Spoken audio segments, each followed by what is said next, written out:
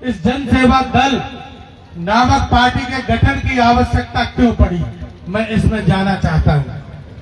मेरे साथियों, देश आजाद होने के बाद आज तक 77-78 सालों में इस अति पिछड़ा वर्ग के साथ जो राजनीतिक पार्टियों ने अन्याय और शोषण किया है वो किसी से छुपा हुआ नहीं है। जब चुनाव शुरू होते हैं तो कभी हिंदू के नाम पर, कभी सनातनियों के नाम पर, कभी हिंदू और मुस्लिम के नाम पर, कभी कास्टिज्म फैक्टर के नाम पर आपसे नारे लगवाए जाते हैं, कुर्सियां लगवाई जाती हैं और वोट ले लिया जाता है। और जब समाज में कहीं भी अन्याय, पीड़ा और शोषण होती है तो आपको उचित न्याय नहीं मिल पाता है, आप दर बदर ठोकरें खाते फिरते हैं। हमारे राष्ट्रीय अध्यक्ष जी ने एक अखबार का संचालन लखनऊ से शुरू किया और पूरे प्रदेश भर की पीड़ाएं, शोषण की खबरें उन्होंने लगातार छापने का काम किया। अब वो खबरें छापने के माध्यम से लोगों का कहीं न कहीं लगातार हित करते रहे। अब वो इस चीज को देखते रहे कि हमारे समाज में जितने भी सामाजिक संगठन बने हैं वो समाज को उचित न्याय नहीं दिला पा रहे हैं, राजनीतिक हिस्सेदारी नहीं दिला पा रहे हैं, नाकाम हो रहे हैं। और ये वेदना उनके मन में लगातार चलती रहती थी। तब उन्होंने जाके इस राजनीतिक प्लेटफॉर्म को तैयार करने की शुरुआत की और ठीक उसी दौरान वो एक ऐसी गंभीर बीमारी से पीड़ित हो गए जो उनको अपने लिवर का ट्रांसप्लांट कराना पड़ा। सम्मानित साथियों, मैं आपको बता देना चाहता हूं कि जिस दिन लिवर ट्रांसप्लांट के बाद वो पहली बार हॉस्पिटल में मोबाइल पर लाइव आए, उन्होंने उसी दिन ये घोषणा कर दी थी कि ये जो दिनेश ठाकुर है ये आज से इनको खत्म माना जाए, ये मृत हो गए हैं और जो नया जीवन मिला है वो दिनेश भैया के रूप में जाना जाए और ये दिनेश भैया का शेष पूरा जीवन शोषित, पीड़ित, वंचित लोगों के काम आएगा। अपने समाज को सम्मान और न्याय दिलाने के लिए अपनी एक सांस को करेंगे। सम्मानित साथियों, उनको कोई लालसा नहीं है, किसी सदन में जाने की कोई लालसा नहीं है। राज्यसभा में, विधान परिषद में, विधानसभा में अगर वो व्यक्तिगत ये अगर लालसा रखते होते तो मैं पूरी निष्ठा के साथ आपको बताना चाहता हूं कि इनके नाम के आगे आज सांसद राज्यसभा लगा होता।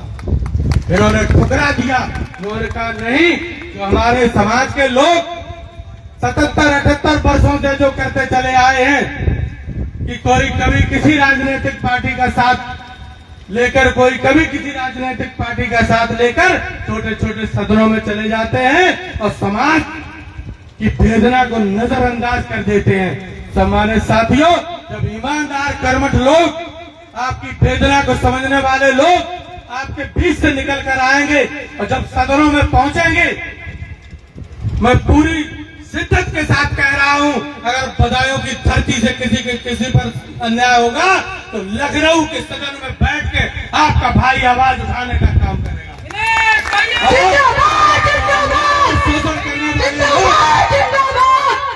अन्याय शोषण करने वाले लोग सावधान हो जाएंगे और आपको सामाजिक सम्मान मिलना शुरू हो जाएगा।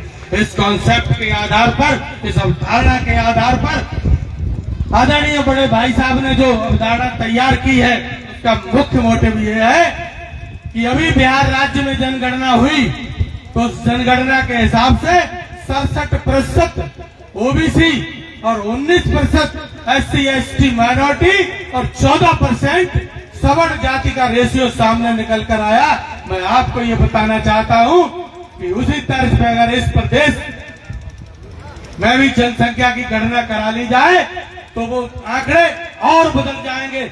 67 से आप 70 पे हो जाएंगे और जो 14% वहां आए हैं वो 10 पे ही रह जाएंगे। लेकिन बहुत अफसोस की बात यह है कि जो 67% लोग अति पिछड़ा वर्ग से आए हैं उनमें हम लोग यानी कि अति पिछड़ा वर्ग के लोग, जिन जातियों का प्रत्येक विधानसभा में 7-7, 8-8, 10-10 हजार वोट है, अगर सब छोटी छोटी जातियों को जोड़ दिया जाए तो 80,000, 90,000, 1,00,000 वोट प्रत्येक 403 उत्तर प्रदेश की विधानसभाओं में हम लोग हैं, लेकिन हम लोगों को आपस में बांट दिया गया है। और बांटकर जो हमारे ही बड़े भाई हैं वही हम लोगों के वोट का उपयोग करके वही सरकार बनाने का काम करते हैं। और जब सरकारें बनती हैं तो चुनिंदा अपने लोगों को लाभान्वित करने का काम करते हैं। ठेकेदार उनके होते हैं, अधिकारी उनके होते हैं, नौकरियों में लोग उनके लगाए जाते हैं। तो हम लोगों को केवल नारे लगाने और कुर्सी बिछाने, दरी बिछाने और जिंदाबाद करने के लिए असहाय मजबूर बना के छोड़ दिया जाता है। सम्मानित साथियों, मैं आपको ये आगाह करने आया हूं इस बदायूं की धरती से, और मैं इस मंच से मैं ये भविष्यवाणी करने की चेष्टा करता हूं कि यत पिछड़ा वर्ग के लोग पाल, बघेल, कुमार, प्रजापति, नाई, दिवाकर समाज से भी लोग अभी यहाँ आए हैं, वो भी हमारे ही भाई हैं। वंचित शोषित पीड़ित वर्ग से वो भी आते हैं। ये सारे लोगों ने अगर मन बना लिया और एकजुट हो गए इस जन सेवा दल के बैनर के तले, मैं आपको बता रहा हूं इस प्रदेश की सरकार 32-33% पे बनती है और हम लोग संख्या के हिसाब से 40% हैं। अगर हमने लोगों के अंदर ये भूख पैदा कर ली, आपस में वार्तालाप करके उनको तैयार कर लिया इस बात के लिए कि 77-78 वर्षों से हम लोग वोट देते चले आए हैं, अरे किसी न किसी को तो देते ही रहे हो, एक बार अपना घूरा अपने पे डाल के देख लो। मैं आपको दावे के साथ ये कह रहा हूं, अरे हिस्सेदारी की बात छोड़िए, सरकार बनाने और बिगाड़ने का काम कर देंगे। माननीय काशीराम साहब ने जब आंदोलन शुरू किया था, लोगों ने उनकी बहुत अवहेलना की, बहुत आरोप लगाए, जातिगत अपमान उनको तरह तरह के झेलने पड़े। लोगों ने कहा अरे ये 3 तेरे में नहीं है, ये चले सरकार बनाने। और उन्होंने उन सोई हुई कौमों को जगाकर उनके अंदर इतनी चेष्टा पैदा कर दी हुक्मरान बनाने के लिए। और इस उत्तर प्रदेश जो कि भारत का सबसे बड़ा राज्य है, इस उत्तर प्रदेश में बहन जी को 4 बार मुख्यमंत्री जो बनाने का काम हुआ वो उन्हीं की अवधारणा थी, माननीय काशीराम साहब। तो किसी सफलता के लिए अगर आपको पहला कदम तो साथियों उठाना ही पड़ेगा, और जो लोग पहला कदम उठाते हैं, आप यकीन मान लिए अगर उनके अंदर ईमानदारी और निष्ठा कर्मठता है तो वो मंजिल पर जरूर पहुंचते हैं। आदरणीय बड़े भाई साहब ने ये कारवा तैयार किया है कि जो शहरों कस्बाओं से निकलकर मैं देख रहा हूं ये उत्तेजना गांव तक फैल गई है। ये जन सेवा दल अब रुकने वाला नहीं है। और भले 2027 में हम बहुत बड़ा न कर पाए, लेकिन अब आप सबसे ये वादा करके जा रहे हैं, इस क्रांति की शुरुआत करने वाले लोग, आदरणीय बड़े भाई साहब, इस मंच पर उपस्थित सभी लोग, इस प्रदेश में जनसेवा दल के नेतृत्व कर रही पूरी टीम, हम लोगों में से शायद कुछ लोग ना भी रहे इस संघर्ष के दौर में, लेकिन मैं आपसे वादा करके जाता हूं कि आपको सम्मानित जीवन जीने का वो दिन, आपके वर्ग को उचित राजनीतिक हिस्सेदारी देने का वो दिन, ये कारवां दिखा के जाएगा।